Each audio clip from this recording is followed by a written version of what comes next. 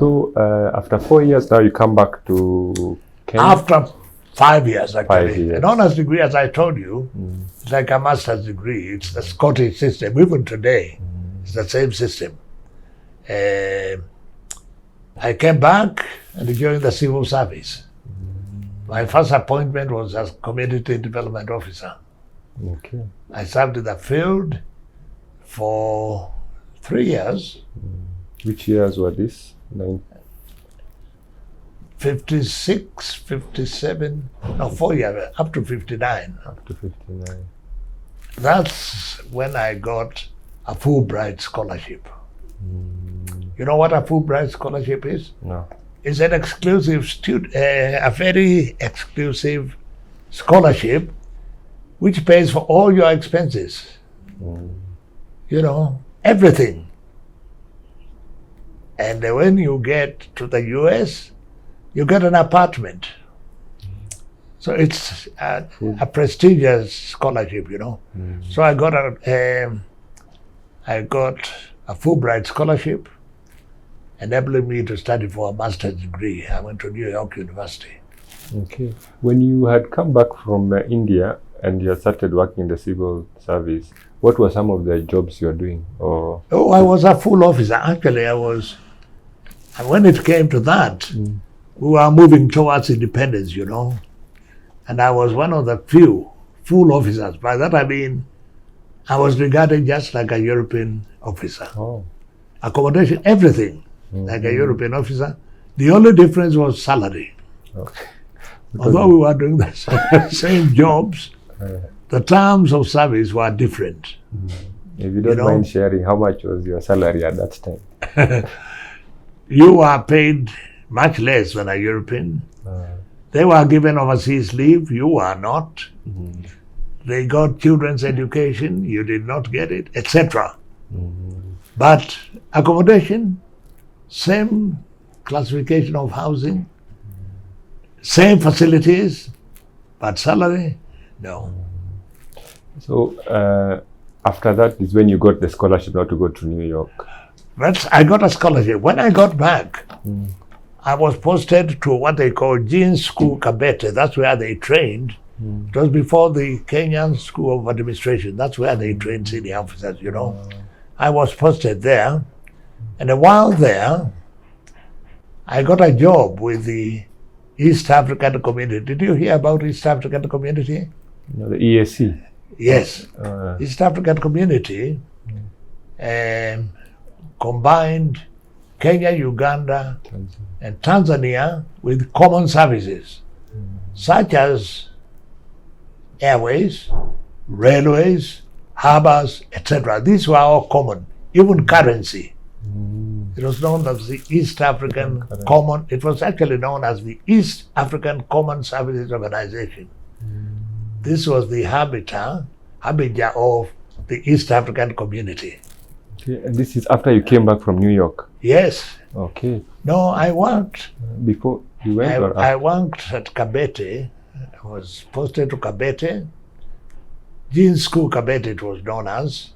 For a few months, then I got this job as an assistant secretary in the treasury of the Common Services Organization. Then from there, I rose to under secretary. By the time we became independent, I was appointed permanent secretary.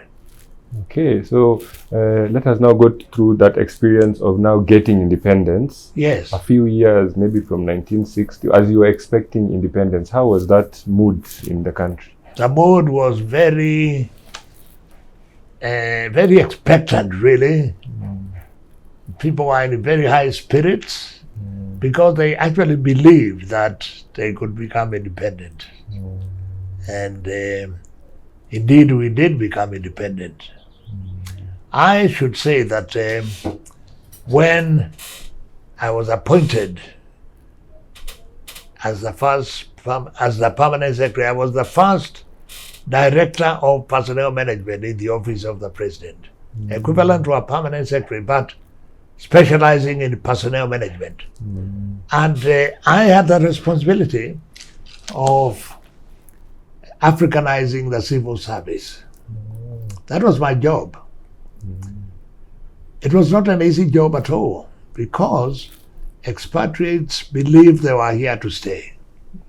And they did not like the idea of leaving this country with all the service, all the facilities they enjoyed. So I had to deal with a code of regulations to ensure that there was no discrimination, etc., etc. It's not an easy job at all.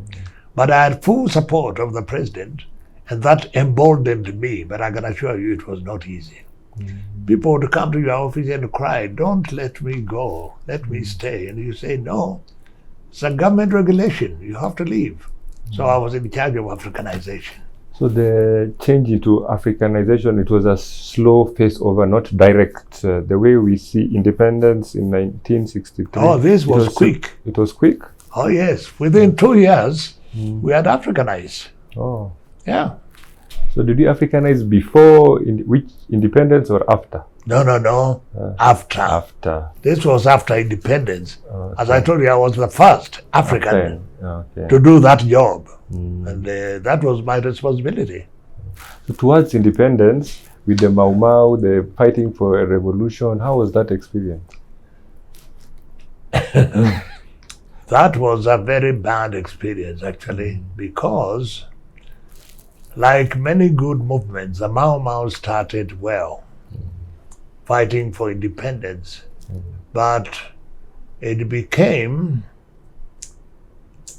got out of hand, shall we put it that way? Because if you did not agree with them, you would be eliminated. And many innocent people were eliminated, And many good movements, as you know, start that way, but they get out of hand. They're taken over. Yeah. Okay. But it did a good thing in the sense that it shocked Europeans and it hastened our independence. This is when I was in India, really. This is when I used to read about Mau Mau atrocities and so on. But they did their part. So now after the Africanicity, the 2 years after independence, now working in Jomo Kenyatta's government, how was it for you? Working in Jomo Kenyatta's government was very rewarding because he inspired us to do our job. As I said, when he appointed us, he would tell you, "I gave you this job," which was done by Europeans before. "But if you don't do it properly, I'll sack you." So there was no question of not doing it well, because you knew the opposite, You know the consequences, that if you didn't do it well, you would be sacked. So practically all of us performed well. Yeah. What were some of the challenges now going into leadership? Because you are not used to, the whites were in charge of the country, now Africans are in charge. What were some of the challenges? Well, some of the challenges really were getting our own people to accept us fully.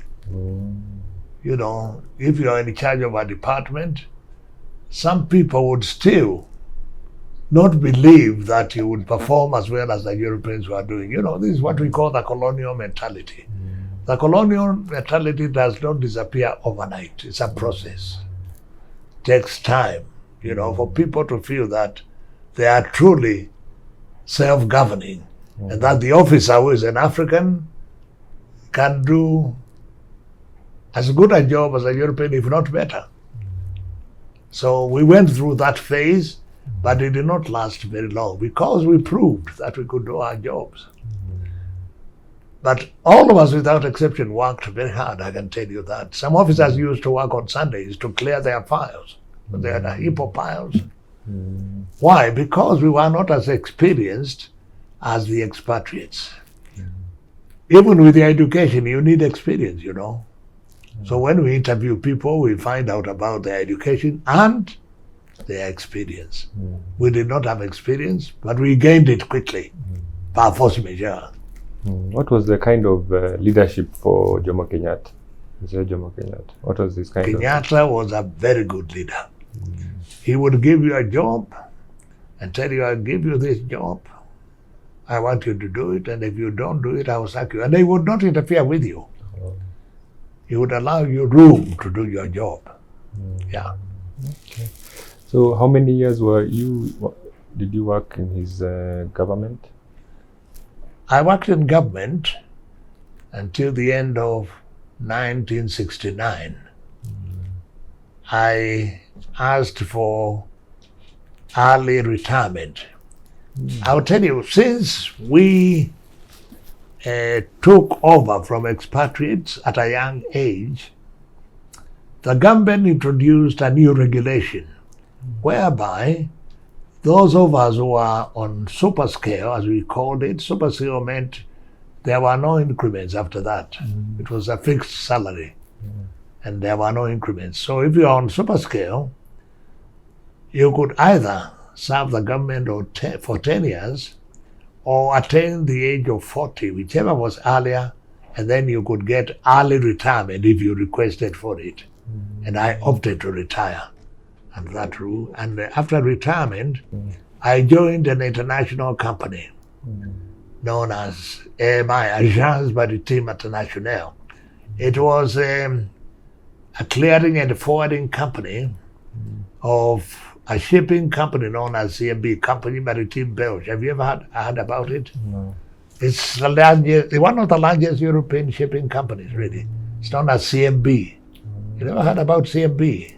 Not yet. Yeah. Why did you move from public to, why did you decide to retire? Why make that decision?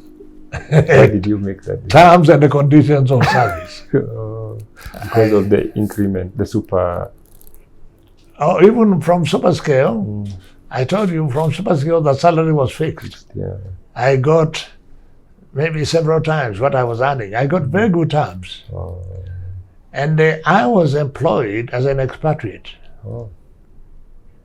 In Kenya? In Kenya. I had overseas leave. I was on expatriate terms. That's why I retired, really. Oh, okay. These are people I got to know when I was a civil servant. Because my last job in the civil service was a permanent, or rather one of the jobs I did was as a permanent secretary in the Ministry of Communications. And that's why I got to know the shipping fraternity. That's why I got this job. You see? Yeah. So from 1969, you moved to the private sector. From 1970 to 1974. How was that experience there? Very good. Very good. I used to go to Europe for board meetings twice a year. And to get overseas leave, take my family on holidays and so on. I was on very good terms, really. Really.